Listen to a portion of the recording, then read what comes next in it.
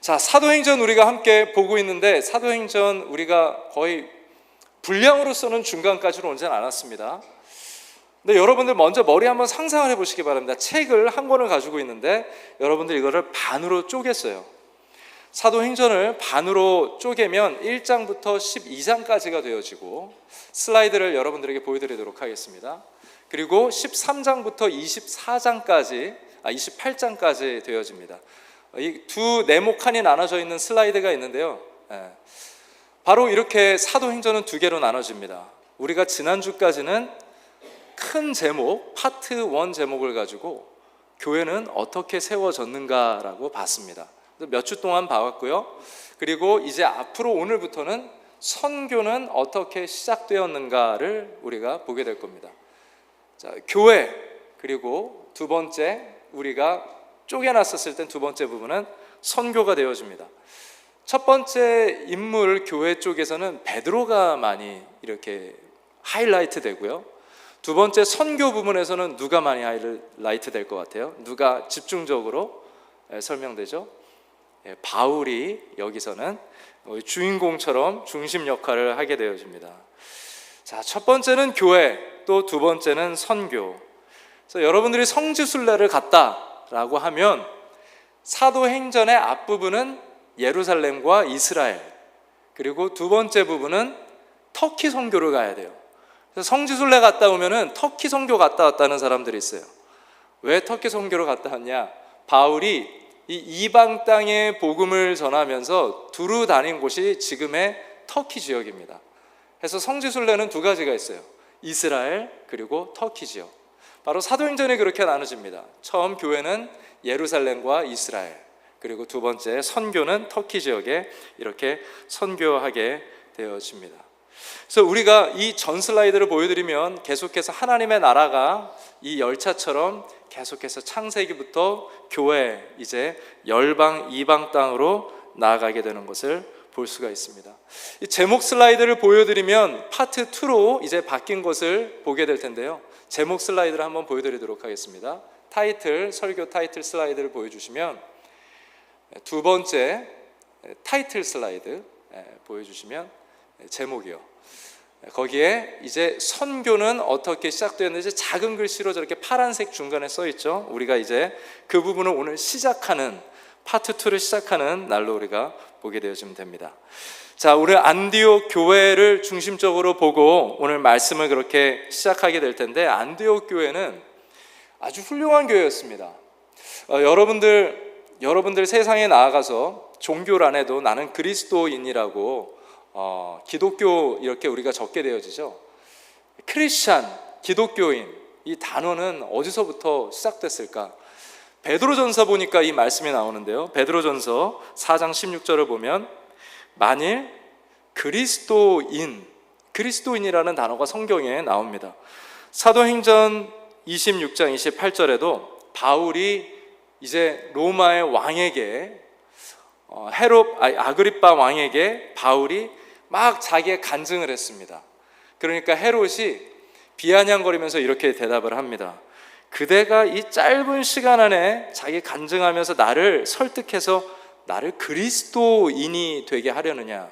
이렇게 아그리빠 왕도, 로마 사람들도 그리스도인이 되게 하려느냐라는 말을 하는 걸 보면, 그때 당시 이 사도행전 시대, 예수님이 하늘에 오르시고 몇십 년 일어난 그 안에 그리스도인이라는 그런 타이틀이 이미 세상 사람들에게, 그 지역 사람들에게 잘 알려진 단어였음을 우리가 볼 수가 있습니다.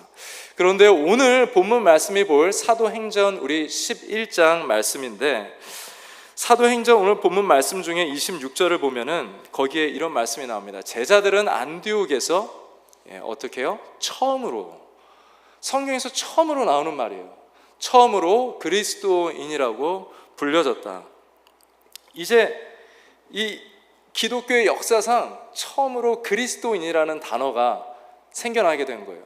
처음으로 그리스도인이라고 불려지게 되었다.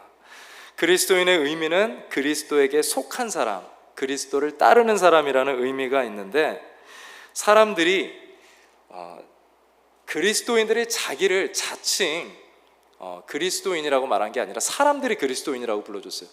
야, 저 사람들은 그리스도에게 속한 사람, 그리스도를 따르는 사람이구나 라고 해서 그리스도인이라고 불렀습니다.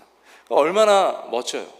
여러분들이 직장 생활을 하고 있는데, 여러분들이 사회생활을 하고 있고, 여러분들이 뭐 멀리 있는 한국 가죠. 근데 여러분들이 여기서 그리스도인이 된 거를 몰라. 근데 한국에 가니까 여러분들이 생활하는 것을 보면서, 야, 너 기독교인 되더니 참 많이 바뀌었다. 그리고 여러분 너 크리스찬이야? 라고 먼저 물어본다면 여러분들이 정말 신앙생활을 바르게 하고 있는 것이죠. 내가 그리스도인을 종교 안에 선택한다고 해서 바른 그리스도인이 되기보다는 주위에 있는 사람들이 여러분을 보면서 그리스도인 맞네, 크리스찬 맞네 라고 말해준다면 그 사람은 정말 그리스도인답게 살아가는 삶인 것입니다. 바로 이 안디옥 교회 사람들이 그리스도인이라고 주위에 있는 사람들한테 불릴 만큼 그렇게 그리스도인의 삶을 잘 살았던 그런 사람들이었습니다. 자, 그때 당시 헤드쿼터 중앙교회는 예루살렘 교회였습니다. 베드로가 있었고요. 거기에는 또한 예수님의 동생 야고보가 기둥 같은 역할을 그곳에서 하고 있었고, 중요한 회의들은 다 그곳에서 열리는 헤드쿼터와 같은 곳이었습니다. 그런데 나중에 안디옥 교회로 중앙교회가 옮겨지면서 거기에서 열방에 교회를 세우는데 터키 지역에 지금의, 그리고 유럽 지역의 그리스 지역에 교회를 세우는데 큰 역할을 하는 것은 안디옥 교회가 되어집니다. 하나님의 나라가 예루살렘 교회에 계속 머무는 것이 아니라 안디옥 교회로 바뀌어져서 거기에서 복음이 계속 나가는 것을 봅니다. 여러분들에게 두 개의 지도를 보여드리도록 하겠습니다. 구글맵에서 제가 직접 캡처를 해서 여러분들에게 보여드리는 건데 좀 크게 나오죠. 근데 여러분들 저 장화 비슷하게 생긴 그 이탈리아 지도를 보면 이스라엘 저 노란색 주황색 표시해 놓은 네모칸을 보면 저기가 바로 이스라엘, 또 저 중간에 예루살렘이 있습니다. 자, 여기가 바로 헤드쿼터 중앙교회가 있던 것이죠. 그런데 그 다음 슬라이드를 보게 되어지면은 바로 저 넓은 지역에 교회를 세우는 역할을 이제 우리가 보게 되어집니다. 이 역할을 하는 것이 저 네모칸, 좀 예루살렘에서 많이 위로 올라간 곳이에요. 저쪽에 안디옥이 있는 곳입니다. 뭐 다른 안디옥은 여러 지역이 있는데 여기 안디옥은 지금 시리아라는 나라와 터키 지역에 있지만 그 국경 사이에 있어요.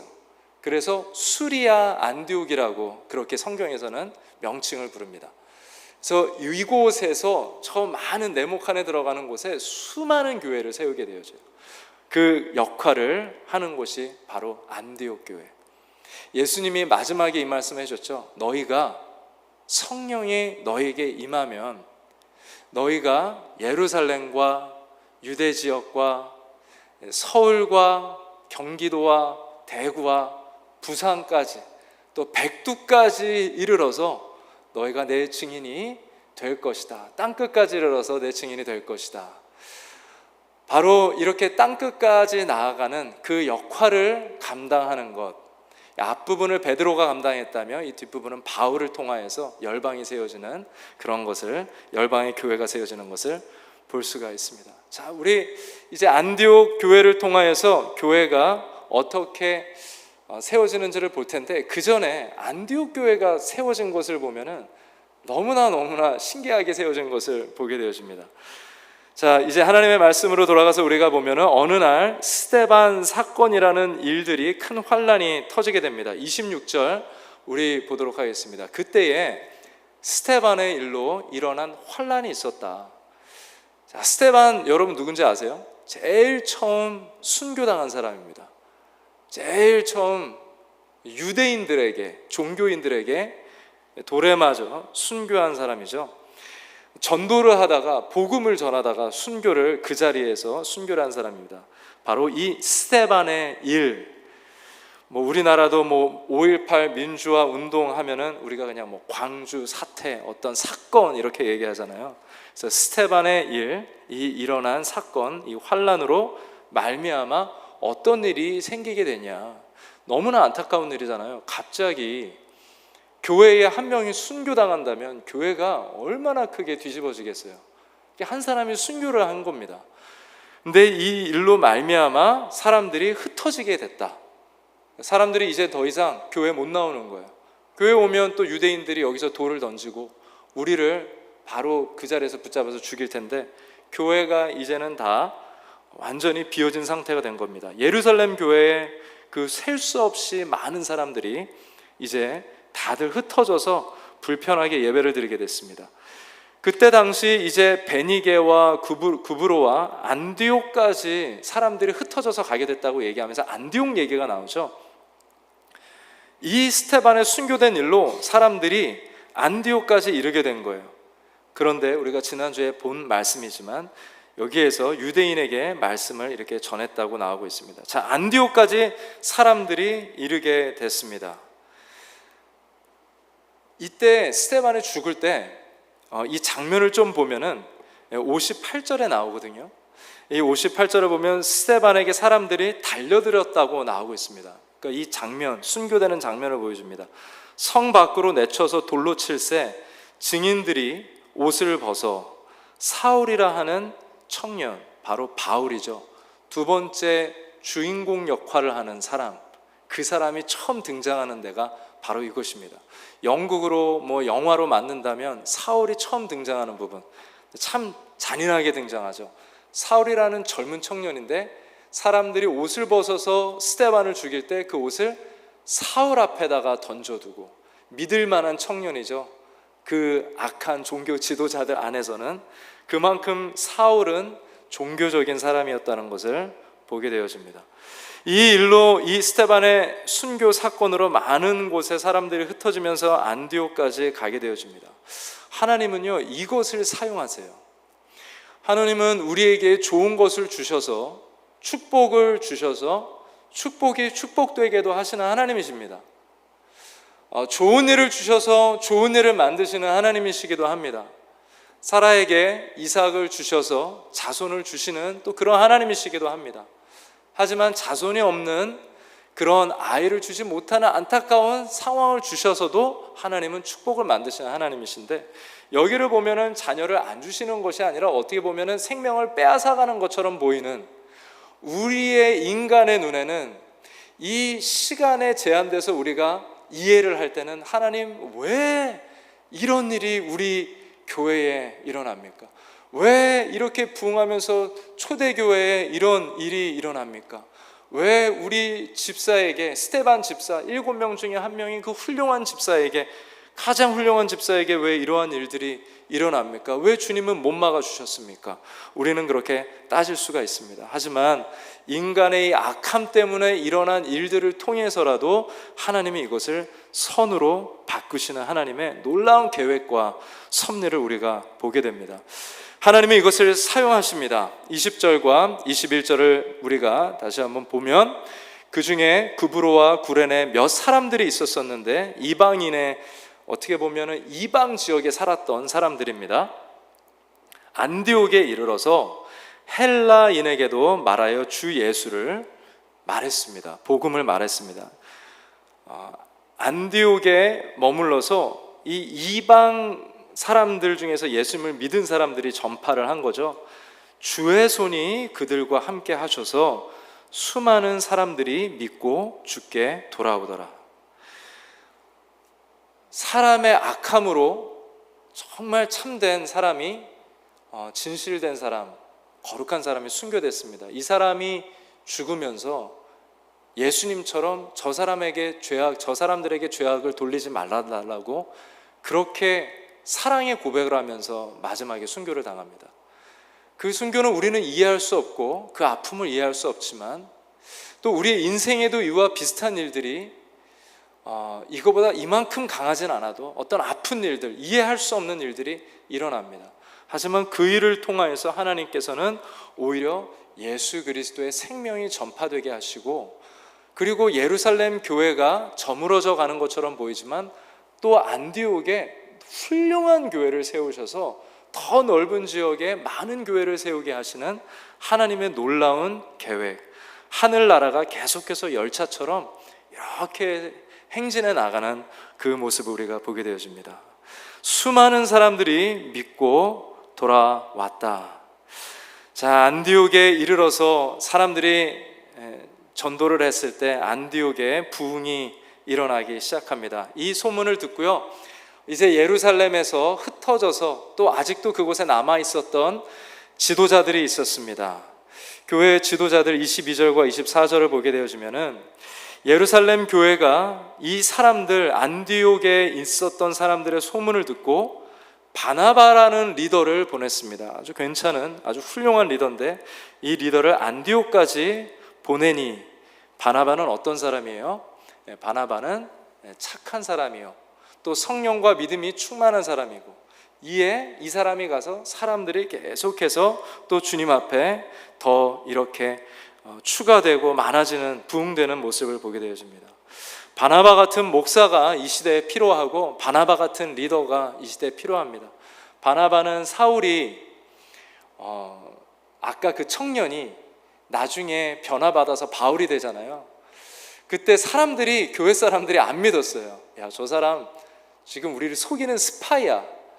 아마 저렇게 양의 탈을 쓰고 들어와서 늑대처럼 우리의 목덜미를 물어버릴 거야 라고 사람들은 그렇게 생각을 했습니다. 하지만 이때 바나바가 나서서 바울의 이야기를 다 들었다, 하나님이 이 친구와 함께 하시고 정말 하나님이 부르신 사람이다 라고 하면서 사람들과 화해를 시켜주잖아요. 바울은 그렇게 사람들과 사람들을 화해시켜주는 아주 사랑의 귀한 역할을 했던 사람이기도 합니다. 자, 이 훌륭한 사람이 가서 교회가 깨끗해지고 거룩해지고 부흥되기 시작합니다. 근데 바나바가 한 가지 더 한 일이 있었는데 정말 훌륭한 일을 했습니다. 25절을 보면 바나바가 사울을 찾으러 다소에 갔습니다. 만나서 안디옥으로 데리고 왔어요. 이제 자기가 먼저 안디옥에 파송받은 목사잖아요. 그러니까 자기가 안디옥의 담임 목사로서 사도 바울을 데리고 왔습니다. 이때만 해도 인정받지 못하는 사람이었을 것 같아요. 이 사람을 데리고 와서 이 사람과 함께 안디옥 교회를 1년 동안 성경 공부하는데 힘을 기울입니다. 그래서 큰 무리에게 가르쳤고, 이 일이 있은 다음에 사람들이 그리스도인이라는 그런 부름을 받게 되어져요. 참 안디옥 교회가 훌륭한 교회예요. 누가 계획해서 세운 교회가 아닙니다. 어떤 사람이, 목사가 먼저 나는 이런 교회를 만들 거야, 나는 이런 비전이 있어, 이런 생각 있는 사람들, 지금 다니는 교회가 만족하지 않는다면 우리 교회에 와서 함께, 나와 함께 이런 멋진 교회를 개척해 나갑시다 라고 해서 된 것이 아닙니다. 어떤 리더십 있는 사람이 비전 캐스팅해서 된 교회가 아닙니다. 안디옥 교회는 스데반의 순교의 피로, 그 압박과 어려움 때문에 흩어졌는데, 흩어진 사람들이 낙심하지 않고 예수 그리스도를 전파했을 때 놀랍게 이방 사람들이 예수님을 받아들이는 거예요. 여기에 목사님이 필요합니다. 그래서 바나바가 파송을 받게 되어지고, 또 사람이 부족해서 바울을 데리고 와서 그 부족함을 채웠을 때 바나바와 바울을 통하여서 교회가 귀하게 이퀴핑 되어지고 채워지고 준비되어지는 모습이 되어지죠. 저는 오늘 이 안디옥 교회가 탄생하는 걸 보면서 이 교회의 역사가 여러분들의 신앙의 역사가 되길 바랍니다. 여러분들의 삶에도 이해가 가지 않는 사건이 일어날 때가 있어요. 오늘 여러분들이 커피 브레이크에 가셔서 나눌 그런 첫 번째 질문이기도 한데요, 여러분들의 삶에 어려움이 있지만 그것을 계속해서 주님 앞에 걸어갔을 때 하나님이 분명히 여러분들의 삶을 고쳐준 적이 있고, 또 그 어려움을 통해서 다른 사람들에게 생명이 되는 일들이 분명히 있었을 것입니다. 그리고 없었다 하더라도 그러한 일들은 반드시 열매 맺게 될 것입니다. 그것은 내 계획으로 되는 것이 아니라 하나님의 놀라운 섭리와 계획 속에서 우리가 속해 있는, 그리스도를 통하여서 구원받은 사람이라면 그 놀라운 일들은 주님 앞에 살아가는 모든 사람들에게 일어날 수 있는 일입니다. 여러분들의 삶에 그러한 놀라운 생명이 가득 차는, 안디옥 교회처럼 생명이 가득 차는 그러한 그리스도인들이 되길 바랍니다. 21절을 마지막으로 첫 번째 포인트를 마칠 텐데요, 21절 보게 되어지면 스데반의 일로 일어난 환난으로 말미암아, 이 마지막에 제가 흩어진 자들이 안디옥에 이르러 환난으로 안디옥에 흩어진 자들이 가게 됐고 이방인들이 주 예수 그리스도를 증거했고 주의 손이 함께 하셨기 때문에 수많은 사람들이 예수님을 믿고 주께 돌아오더라. 자, 교회를 부흥시키는 것은 우리에게 있지 않고 이 환난이 하나님께서 이것을 사용하실 것을 믿고 걸어갈 때 흩어진 상태, 피해자의 상태에서도 여러분들이 나아갈 때 하나님께서 우리의 삶을 사용하시고 축복하실 줄 믿습니다. 자, 우리 두 번째 마지막 부분 우리 또 보도록 할 텐데요. 이제 11장에서 안디옥 교회 설명은 이렇게 맞춰지게 되고 13장에서 또 다시 한번 안디옥 교회 이야기가 시작됩니다. 자, 안디옥 교회를 이제 구체적으로 설명하는데 안디옥 교회에 이러한 사람들이 있다고 얘기합니다. 선지자들과 교사들이 있으니라고 1절에 이렇게 설명을 해요. 1절에 우리가 한 부분만 봤는데 안디옥 교회를 보니까 사도가 있어야 되잖아요. 아까 예루살렘에는 분명히 야고보라는 기둥과 같은 역할을 하는 사람이 있었고 예수님의 동생이기도 하고 그리고 베드로가 있기도 하고 12제자들이 아마 어느 정도까지는 거기에 머물러 있었을 것 같아요. 그래서 거기에는 사도들이 있었습니다. 예수님의 직계 제자들을 사도라고 우리가 부르죠. 그러니까 예수님의 제자들이 그 자리에 있었습니다. 그런데 안디옥 교회는 유대인 크리스찬들이 많이 없었어요. 근데 여기에는 핵심 포지션을 가지고 있었던 리더들도 없었습니다. 어떻게 보면 사도들도 없는 교회, 또 리더를 막 데리고 와서 가르쳐야 되는 그런 교회, 굉장히 리더들이 부족한 교회였습니다. 그런데 이 교회가 아까 전에 우리가 봤던 지도 터키 지역과 유럽 지역까지 동유럽까지 축복하는 큰 사명을 감당하는 교회가 되거든요. 자, 우리가 무엇이 있으면 우리 교회 잘 될 텐데, 이런 사람 있으면 잘 될 텐데. 하지만 안디옥 교회를 보면은 사람도 너무나 중요하지만 여기에 있는 사람들이 사용됐을 때 이 사람들이 잘 준비된 사람들이 아니었습니다. 어떤 직분을 가지고 있는 사람들이 없었습니다. 하지만 어쩌면 우리가 지금 걸음마처럼 시작하는 거지만 40일 릴레이 기도 우리가 시작했잖아요.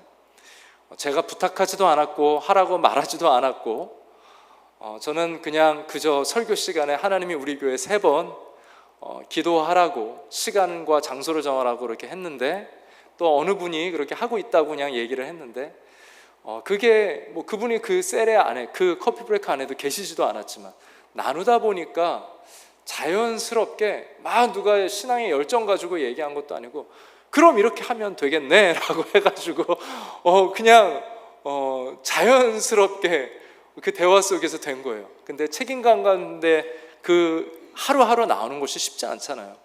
어떤 분은 6시까지 6시 정도에 출근을 해야 되는데 5시에 나와서 교회 문을 열고 목사가 없음에도 또 기도합니다. 그렇게 말씀을 우리가 하나하나 적용해 나아갈 때 여러분들 그 모임 속에서는 직분자가 없었어요. 리더가 없었습니다. 누가 명령해서 한 것이 아닙니다. 근데 그렇게 자원해서 하나님 앞에 드릴 때 교회가 아름답게 될 수 있는 것인데 어떻게 보면 사실 안디옥의 교회와 우리의 신앙의 수준은 아직 우리는 따라가기에 멀리 있는 상태에 있기는 하지만 그래도 우리가 이렇게 걸어가고 있다는 것이 하나님한테 얼마나 감사한지 모릅니다. 일주일 동안 이 말씀을 묵상하면서 안디옥 교회가 사실 너무 훌륭해서 멀리 있는 교회거든요. 그리고 우리는 이민교회 중에 하나로서 이제 막 걸음마 단계를 또 도전하면서 어려움을 극복하는 시간 속에 있고 근데 여기에서도 하나님께서 우리를 귀하게 사용해 주시는 것을 보게 됩니다. 자, 1절에 우리 뒷부분을 보게 되면은 안디옥 교회 선지자들, 교사들밖에 없었었다. 그런데 그곳에서는 바나바와 그리고 니게르라고 하면 뭐 요즘에는 이 말을 우리가 사용하면은 좀 안 되지만 우리가 흑인들을 좀 비하하는 단어로 니그로라는 단어를 사용하잖아요. 뭐 예전에도 미국에서도 50년, 100년 전에서는 이 말을 백인들이 그냥 편하게 사용하는 그런 단어기는 했었었죠. 이 단어의 오리진 월드가 여기에서 나옵니다. 라틴어로서도 니게르라고 하는데 흑인이었던 시몬, 바나바였던 사이프러스에서 온 또 이 안디옥 근처에서 살았던 사람, 구레네라는 사람, 구레네 사람 그 루기오, 이쪽은 또 멀리 있는 곳이에요. 예루살렘의 서쪽에 있는 곳입니다. 아프리카 지금의 지역에 있는 사람이라고 볼 수가 있습니다. 또 굉장히 부한 사람이 나오죠. 금수저가 나옵니다. 헤롯의 젖동생, 아주 친한 가족일 수도 있고 젖동생이라는 것은 친한 친구도 될 수가 있습니다. 마나행과 그리고 예수님을 핍박했던 사울이라는 사람, 말도 안 되는 사람들이 이 자리에 모여 있어요. 어울려서는 함께 어울릴 수 없는 사람. 우리 정도면 너무나 좋은 거예요. 한국 사람들이 다 한국말 알아듣고 두 가지 언어로 하지 않아도 되어지고. 근데 여기서는 문화가 다 틀리고 먹는 음식이 틀릴 수가 있고 금수저가 있고 흑수저가 있고 아프리카에서 온 사람이 있고 예루살렘에 머물렀다 온 사람이 있고 또 북쪽에서 머물렀다 온 사람들이 있고, 이 모든 사람들이 다 분위기가 틀립니다. 하지만 여기에서 아름다운 그리스도의 향기를 만들어내는 것을 우리가 보게 됩니다. 여러분, 향수 이름 중에서 조말론이라는 향수를 아나요?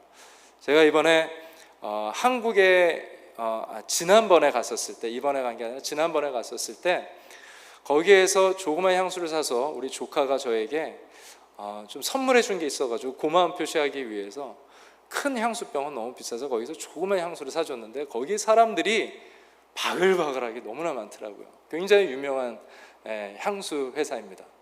영국에서 시작된 건데 이게 너무나 유명해지다 보니까 다큐멘터리가 나왔더라고요. 저도 한번 궁금해서 봤습니다. 이 조말론, 이 여자가 이것을 시작했는데 처음엔 피부과에서 그냥 일하는 그냥 평범한 여자였는데 이 사람은 이 향기 이런 거에 굉장히 관심이 많아서 집에서 자기가 냄비를 가지고 만들기를 시작했어요.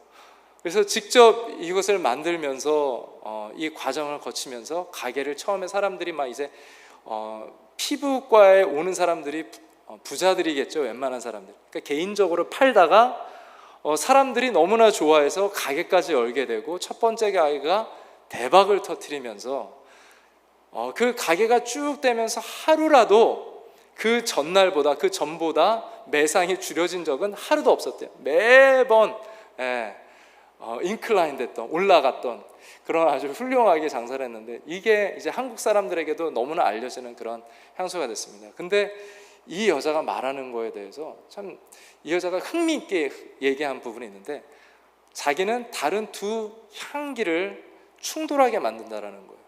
그리고 이것을 한 달 동안 연구하면서 내가 냄새를 맡으면서 비어있는 그곳을 계속해서 채우기 시작한다는 거예요. 저도 전문가가 아니라서 그것은 어떤 비유적으로서만 그렇게 들은 건데, 자, 두 가지의 완전히 다른, 사람들이 전혀 상상하지 못했던 그 향기를 충돌시켜서 비어져 있는 공간을 채워가기 시작한다라는 거. 한 사람도 그 한 달 동안 그 체험을 계속 노력했을 때 그것은 사람들이 상상하지 못할, 하지만 사람들을 매료시키기엔 충분한 향기를 만드는 그런 과정이 된다는 것입니다. 자, 우리가 교회에서 충돌하게 돼요. 예루살렘 교회도 충돌했고 안디옥 교회도 충돌하게 되고 여기 있는 사람들은 충돌할 것이 당연합니다. 하지만 그 안에서 비어있는 곳, 신앙으로서 계속해서 주님 안에서 하나의 교회가 되어지죠. 여러분, 우리가 지혜롭게 생각할 필요가 있습니다. 교회는 계속해서 충돌되어지고 교회와 교회끼리는 충돌되어져요. 교회에선 세 가지가 있는데요, 나중에 여러분들에게 구체적으로 더 설명드리도록 하겠습니다. 세 가지가 있는데 첫 번째는 타협하지 못하는 그러한 것이 있습니다. 이것이 바뀌어지면 그것은 이단이 되는 것이죠. 그 다음에 두 번째, 침례교와 장로교가 틀은 것이 있습니다. 누구는 어린아이에게 세례를 줘야 된다, 누구는 어린아이에게 세례를 주면 안 되고 다 컸을 때 이성적으로 예수 그리스도를 주로 고백했을 때 세례를 줘야 된다. 내가 하나님 아버지 안에서 이 어린아이는 신앙으로 세례를 줄 수 있다. 다 틀린 생각을 가지고 있습니다. 하지만 이 두 번째는 교회끼리는 다르지만 서로 이단은 될 수는 없어요. 같이 연합할 필요가 있습니다. 그러한 세례에 대한 생각은 틀려도 복음을 위해서는 하나가 되어야 되는 거예요. 바로 그것이, 다른 것이 충돌하는 것이 있지만 그 빈 곳을 우리는 채워서 복음을 전해야 된다는 것이죠. 그렇게 안디옥 교회가 탄생했고, 교회 세 번째는 교회 안에서 사람들끼리, 성도들끼리 생각이 틀리다는 거예요. 어떤 성도는 드럼 치는 걸 좋아하고 어떤 성도는 피아노만 치는 것을 좋아할 수가 있습니다. 어느 성도는 어두운게 기도하는 걸 좋아하고 어느 성도는 밝은 데서 기도하는 걸 좋아할 수가 있습니다. 이것도 충돌되는 것이지만 우리의 이 다른 색깔을 맞춰갈 수가 있는 것이죠. 세 번째, 정치적인 색깔. 나는 지금 바이든이 마음에 든다. 나는 트럼프가 마음에 든다. 그것을 가지고 교회가 깨어질 필요가 없고 싸울 필요가 없는 겁니다. 그런데 요즘 많은 교회가 이 세 번째 들어가야 될 항목에 이 주제를 가지고 교회들이 너무나 심하게 다투는 모습들을 보게 됩니다. 자, 첫 번째, 타협하지 말아야 될 것들이 있습니다. 진리에 대해서. 그것은 우리가 타협할 수가 없는 부분. 두 번째 부분, 침례교, 감리교도 우리는 함께 연합해서 복음을 증거할 수 있어야 됩니다. 또 교인들끼리 우리가 신앙에 대해서 색깔이 틀려도 우리는 연합할 수 있어야 됩니다. 그렇게 연합할 수 있는 우리 교회가 되기를 바랍니다. 자, 이들이 얼마나 이 부족함 가운데에서 2절을 우리가 이제 마지막 구절을 보면 열심히 했냐 하면은 주를 섬겨서 이 사람들이 금식을 했습니다. 성령이 이때 이르시되 내가 불러 시키는 일을 위하여 바나바와 사울을 따로 세우라 하면서 이제 선교를 보냅니다. 선교를 보내는데 우리 교회를 보자면 저를 보내게 되어지는 거고, 또 우리 집사님 중에서 아니면 장로님 중에서 굉장히 없어서를 안 돼, 지금 많은 역할을 감당하고 있는 그 한 리더를 보내는 거예요. 그럼 여러분들이 갑자기 일하자 그러면 여러분들은 어떻게 하겠습니까? 여러분들이 당회의 한 멤버예요. 그리고 여러분들이 직접 들은 건 아니지만 교회 하나님이 이렇게 말씀하셨다는 얘기를 들었어요. 그러면 그걸 내가 어떻게 믿냐, 그거는 너가 기도할 때 들은 생각이고 라고 얘기할 수가 있겠고, 어떻게 지금 목사님 막 이제 시작하는데 지금 어떻게 담임 목사 이제 막 왔는데 어떻게 보낼 수가 있냐, 그렇게 얘기도 할 수가 있겠죠. 우리의 이성과 우리의 계획과 우리의 생각과 우리의 계획과 하나님의 계획이 충돌되어질 수가 있습니다. 하지만 이 교회 사람들은 주를 섬겨라고 말씀이 나오는데, 이 2절을 보게 되어지면 주를 섬겼을 때 영어로 보면 worship이라고 나옵니다. 주를 섬겼다라는 것은 예배를 했다라는 거예요. 그래서 주를 섬겨 예배를 하면서 또 금식하면서 살았을 때에 그때 성령님께서 말씀을 하셨다. 우리가 금식을 한다라는 거, 우리가 때로는 생각이 어려운 일이 생기면 금식하면서 땡깡 부리는 걸로 우리가 생각할 때가 있습니다. 어느 정도도 뭐 완전히 틀리다고는 말할 수 없는데, 저도 어렸을 때 육상부에 있었었는데 제가 아주 사고 싶은 신발이 하나가 있었었는데, 초등학생 때 아버지한테 그 신발 사달라고 제가 얼마나 땡깡을 폈는지 몰라요. 거의 금식을 했죠. 단식하면서 이거 안 사주면 밥 안 먹겠다 그러면 엄마들이 아이고 이거 사줘야지 어떡해, 뭐 그런 식이죠. 우리가 금식을 그런 단식 투쟁으로 우리가 생각할 때가 있습니다. 금식은 절대 그런 것이 될 수가 없습니다. 다윗이 하나님에게 비슷하게 땡깡을 피는 것처럼 보입니다. 내 아들 살려주십시오, 갓 태어난 애기 죽이지 마십시오. 그랬는데 하나님이 그 아이의 생명을 데려가셨죠. 그때 다윗은 금식을 하고 나서 이제 음식을 먹으면서 머리에 기름을 바르고 자기의 생활로 돌아갑니다. 금식하는 사람은 하나님께서 응답해 주실 때 그것이 노라고 해도 받아들이고 생활을 할 수 있게 만들어줘요. 여기서 예배하고 금식한다라는 것은 하나님께서 어려운 것을 부탁하시고 야 담임 목사 지금 파송시켜 라고 했었을 때 이해는 할 수 없지만 파송시키는 거예요. 바로 그것이 주님 앞에 예배하는 예배자들이, 또 온전한 영적인 금식하는 사람들이 감당할 수 있는 일들이 되어집니다. 여러분들 옛날에 우리 라디오 맞추다 보면은 이렇게 주파수 맞추려고 큰 동그라미 이렇게 채널 맞추는 게 있어서, 요즘에는 그냥 누르면 스캔 자기가 알아서 다 해주지만 예전에는 이걸로 좀 더 정확하게 어떻게 잡음 없이 우리가 잡을 수 있나, 이 주파수를 맞췄던 추억들이 있잖아요. 이런 감성들이 있었는데 요즘에 이런 감성들이 없는 것 같습니다. 이렇게 맞추다 보면 지직 소리가 나면서 정말 어느 날은 잘 맞추자면 잡음 소리 하나도 나지 않고 맞춰질 때가 있어요. 이 사람들이 예배를 했다, 주님을 섬겼다, 금식했다, 바로 이 주파수를 맞추는 겁니다. 잡음이 나고 내 생각이 들어가고 했지만 계속 금식하면서 내 자신을 비워두고 내 생각에 잡음을 안 나도록 계속해서 노력을 했었을 때 그때 하나님의 소리가 깨끗하게 들리는 거예요. 주파수가 맞춰졌을 때 하나님이 너 이렇게 해라, 그때 순종할 수 있는 것이죠. 저는 여러분들이 하나님 저에게 말씀해 주세요 라고 좀 이기적으로 먼저 기도하기보다는 오늘 이 안디옥 교회의 사람들처럼 이제 열방에 선교를 하는 중심의 역할을 감당하는 이 일이 탄생되는데, 그전에는 예배하면서 금식하면서 영적인 주파수를 맞추는 일이 있었습니다. 여러분들 이번 한 주간 살아가면서 아침에 주파수를 맞추기 바랍니다. 이 교회에 기도하러 오시는 분들은 오셔서 5분 10분 정도 여러분들이 앉아서 정말 주님 앞에 목소리로 기도하면서 영적인 주파수를 계속해서 맞춰 나가시기를 바랍니다. 그럴 때 우리 교회도 안디옥 교회처럼 하나님의 음성을 들으며 순종하면서 하나님의 나라의 일에 참여할 수 있는 귀한 우리가 되기를 바랍니다. 네. 이 시간 우리 함께 기도하도록 하겠습니다.